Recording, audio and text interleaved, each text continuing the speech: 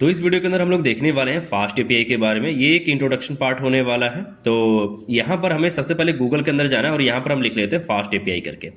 तो हम लोग ये देखते हैं कि फास्ट एपीआई पे क्या हमें रिस्पांस मिलता है। तो यहाँ पर अगर आप गूगल करते हो तो ये बताता है कि फास्ट एपीआई 2018 में ही रिलीज हुई है, तो अभी बहुत जल्दी में रिलीज हुई है। और ये एक मॉडर्न वेब फ्रेमवर्क है जिससे कि आप रेस्टफुल एपीआईज वगैरह बना सकते हो पाइथन के अंदर, है ना। और ये काफ़ी पॉपुलर हो चुकी है इस समय। और यहाँ पर जैसे ही आप जब क्लिक करते हो फास्ट एपीआई पे तो ये आपको उसके होम पेज पे लेके चला जाता है, यानी कि उसकी वेबसाइट, यानी कि जो उसकी मेन ऑफिशियल वेबसाइट है वहाँ पर। तो यहाँ पर ये लोग कुछ की फीचर्स के बारे में बात कर रहे हैं, जैसे कि ये फास्ट है हमारा, फास्ट टू कोड है, फीवर बग्स होते हैं, इजी टू राइट है ना, शॉर्ट होता है काफ़ी। तो ठीक है, यहाँ पर ये काफ़ी आपको सिमिलर मिलेगा फ्लास्क की तरह ही, ज़्यादा डिफरेंसेस नहीं है। तो ये सिर्फ आपको एपीआईज वगैरह क्रिएट करने के लिए है। तो यहाँ पर देखिए, आपको यहाँ पर लिखना पिप इंस्टॉल फास्ट एपीआई, और यहाँ पर ये लोग एक यूवीकॉर्न करके एक जो सर्वर ये लोग यूज़ कर रहे हैं। तो यहाँ पर अगर आप लिखते हो यूवीकॉर्न, यानी कि अगर आप गूगल पे जाते हो और वहाँ पर अगर आप सर्च करते हो यूवीकॉर्न, तो यहाँ पर ये आपको यूवीकॉर्न की वेबसाइट पर आपको लेके जाएगा। और यहाँ पर आप ये देख सकते हो कि आपको किस तरीके से आपको चीज़ें रन करनी है। तो ये एक वेब सर्वर इंप्लीमेंटेशन है फॉर दी पाइथन, पाइथन के लिए, है ना। जहाँ से आप जो क्या कर सकते हो कि एक जो सर्वर की तरह आप जो है पाइथन की फाइल को आप यूज़ करके उसके साथ में आप जो इंटरेक्ट हो सकते हो। तो यहाँ पर इसको रन करने के लिए आपको यहाँ पर लिखना है यूवीकॉर्न मेन और ऐप करके। यहाँ पर मेन आपके फाइल का नाम है ना। और फिर यहाँ पर आप देख सकते हो इसके कोड है। तो यहाँ पर हम लोग सबसे पहले इसको इंस्टॉल कर लेते हैं। तो आपको यहाँ पर लिखना पिप इंस्टॉल फास्ट एपीआई, और जो आपका सर्वर है वो है यूवीकॉर्न करके। तो मैं इन दोनों को यहाँ पर इंस्टॉल कर लेता हूँ। ये दोनों जैसे ही हमारे इंस्टॉल हो जाएंगे उसके बाद हम अपने पाइथन की फाइल को रन कर पाएंगे यूवीकॉर्न की हेल्प से। तो यहाँ पर देखिए, मैं अभी उसी फोल्डर के अंदर हूँ, फास्ट एपीआई फोल्डर के अंदर, और यहाँ पर ये हमें इंस्टॉल करके दे दिया है। और अगर हम फास्ट एपीआई फोल्डर के अंदर एक फाइल बना लेते हैं जो कि होगी main.py करके, तो इसका नाम मैं यहाँ पर रख देता हूँ main.py। और यहाँ पर अब आप इसके कोड को लिख सकते हो जो भी फास्ट एपीआई का कोड होगा। तो ये बिल्कुल सेम रहेगा आपके फ्लास्क की तरह ही, ज़्यादा डिफरेंसेस नहीं है। क्योंकि आप देखोगे मैं यहाँ पे इंपोर्ट कर रहा हूँ, जैसे कि मैंने यहाँ पे लिखा कि from fast API import fast API, और यहाँ पर हम लोग इसका इंस्टेंस बना लेते हैं फास्ट एपीआई का। तो यहाँ पर हमने ऐप नाम से इसका इंस्टेंस बनाया। अब आप यहाँ पे लिख सकते हो @app डॉट, और यहाँ पर जो मेथड रहेगा आपका, तो मेथड हमारे किस में गेट है, तो मैं यहाँ पे लिख देता हूँ गेट। और यहाँ पर एक आप फंक्शन बना सकते हो जो कि रिटर्न करेगा कि क्या आपको रिटर्न करना है उस गेट रिक्वेस्ट होने पे।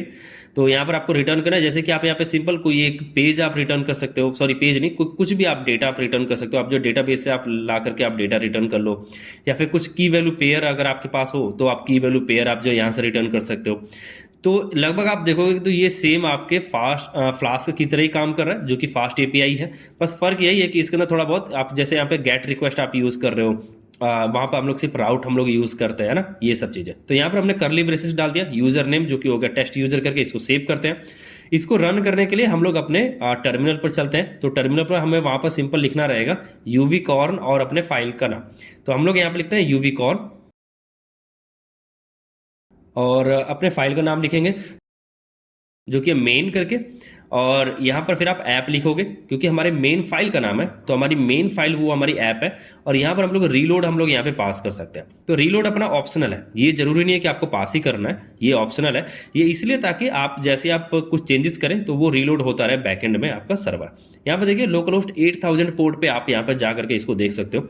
तो जैसे ही आप लोकल होस्ट 8000 पोर्ट पर जाते हो तो यहाँ पर देखिए आपको यहाँ पर रिटर्न में आपको मिल रहा है यूजर नेम जो कि है टेस्ट यूजर करके, है ना। तो ये आपका एक रिस्पॉन्स हो गया। बाय डिफॉल्ट ये जेसन की फॉर्मेट में है जो कि आपका फास्ट एपीआई आपको दे देता है। इसको आप पोस्टमैन का यूज करके भी आप जो है इसको एक्सेस कर सकते हो। तो पोस्टमैन के अंदर भी हम लोग यहाँ पे सिंपल लिखेंगे अपने यूआरएल का नाम जो कि है एपीआई, सॉरी। तो यहाँ पर है 8000 और यहाँ पर गेट रिक्वेस्ट है, आप यहाँ पे देख सकते हैं। जैसे आप सेंड पे क्लिक करते हैं तो यहाँ देखिए यूजर नेम आपको यहाँ पर टेस्ट दिखा रहा है ना, टेस्ट यूजर करके। यहाँ पर मल्टीपल टाइप्स है, जैसे कि पोस्ट है, पुट है, पैच है, डिलीट है, ऑप्शंस है ना, ये सभी आप यहाँ पे यूज कर सकते हो अपने एपीआई के साथ में इंटरेक्ट होने के लिए। फास्ट एपीआई हमें और भी चीज़ें प्रोवाइड करता है। तो यहाँ पर अगर आप जाओगे इसके डॉक्यूमेंटेशन पे तो यहाँ पर आप चीज़ों को देख पाओगे कि फास्ट एपीआई के अंदर और हम क्या क्या चीज़ें कर सकते हैं। इन सब चीज़ों के बारे में हम जो डिटेल में बात करेंगे अपने नेक्स्ट वीडियो के अंदर, जहाँ पर हम लोग एक CRUD ऑपरेशन पूरा देखेंगे कि हम लोग किस तरीके से फास्ट एपीआई का यूज़ करके हम लोग CRUD ऑपरेशन हम लोग कैसे बना सकते हैं। एक चीज़ और यहाँ पर इंपॉर्टेंट है जो कि यहाँ पर आप देख सकते हो कि अगर आप यहाँ पे यूआरएल में अगर आप डॉक्स लिख देते हो तो यहाँ पर आपको पोस्टमैन का आपको यूज़ करने की जरूरत नहीं पड़ेगी।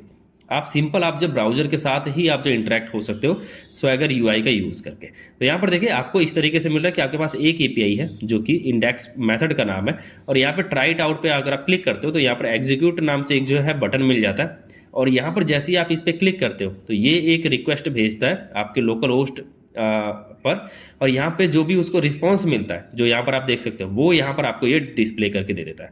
तो इसकी मदद से क्या होगा कि आपको पोस्टमैन को आप यूज़ नहीं करना चाहोगे, आप सिंपल आप यहाँ से आप जो अपनी एपीआई के साथ में आप जो है इंटरेक्ट हो सकते हो। एक चीज़ और है जो यहाँ पर आप देख सकते हो, यहाँ पर लिखा हुआ है कि रीडॉक अगर आप लिखते हो तो ये आपका अल्टरनेटिव ऑटोमेटिक डॉक्यूमेंटेशन है। यानी कि अगर मैं यहाँ पर इसको अगर मैं डुप्लीकेट कर लूँ, सॉरी इसको मैं रीलोड कर दिया, तो यहाँ पर अगर मैं डॉक्स को अगर मैं हटा करके यहाँ पर अगर मैं रीडॉक लिखता हूँ तो यहाँ पर मुझे ये एक डॉक्यूमेंटेशन का पेज देता है जो कि ऑटोमेटिकली जनरेट किया जाता है। यहाँ पर देखिए इंडेक्स मेथड आपका एक गेट रिक्वेस्ट है, और यहाँ पर जो स्टेटस है वो आप देख सकते हो 200 है, यानी कि सक्सेसफुल रिस्पांस उसको मिला है। तो ये सिर्फ आपका इंट्रोडक्शन पार्ट था आपके फास्ट एपीआई के लिए। हम लोग अगली वीडियो के अंदर बात करेंगे कि हम लोग कैसे एक CRUD ऑपरेशन पूरा बना सकते हैं फास्ट एपीआई का यूज़ करके।